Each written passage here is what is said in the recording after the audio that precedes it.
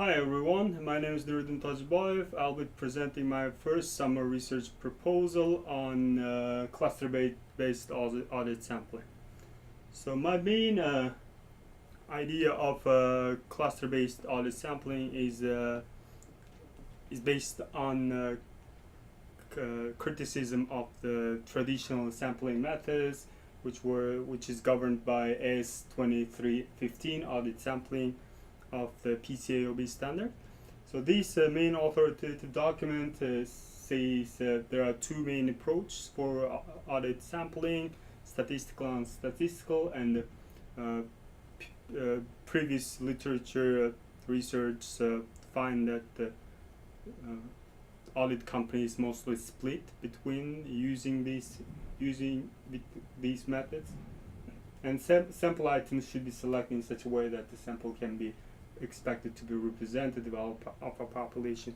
But recently audit literature has changed its perspective on this matter, and most firms use specific identification method, which requires specifically identify most risk items in the population and select them for a sample, then apply statistical or non-statistical sampling method depending on their context.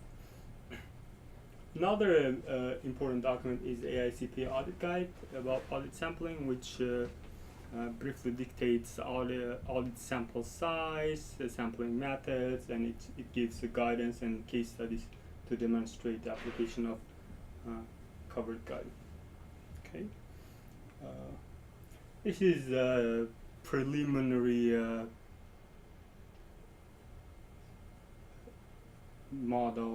preliminary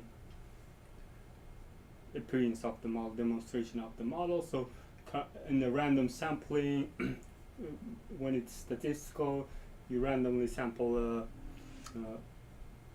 you randomly choose sample from a population. When it's cluster based, so first you divide your population into clusters, then out of each cluster you derive the sample independently within each cluster, then you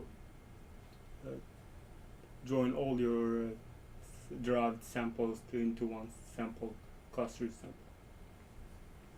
So main idea behind the cluster sampling is limiting the randomness of the sampling method to each localities of the clustering method.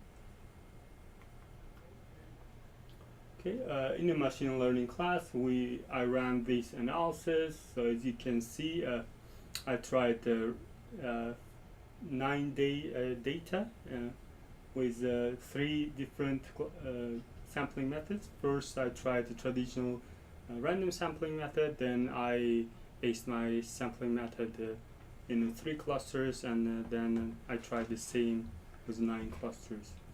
So as you can see, clustering methods achieves the less deviation from the mean of population, and however random sampling has a more accuracy in a standard deviation wise. And when I compared the best methods in mean and standard deviation, when the data had very abnormal points, minimum or maximum, the random sampling method had the best representative sample when it was derived. But other methods, usually cluster-based methods, are more accurate. And the main question is that can sampling be used in a framework of continuous auditing? And if we observe the continuous auditing framework, it's mostly applying as many tests as possible to the whole population and deriving sample based on the most risky items. There are tons of literature on how to prioritize or how to choose to select items from these too many outliers, but mainly the most advantage of this framework is it covers most part of the population. And this is all about my presentation. Thank you very much.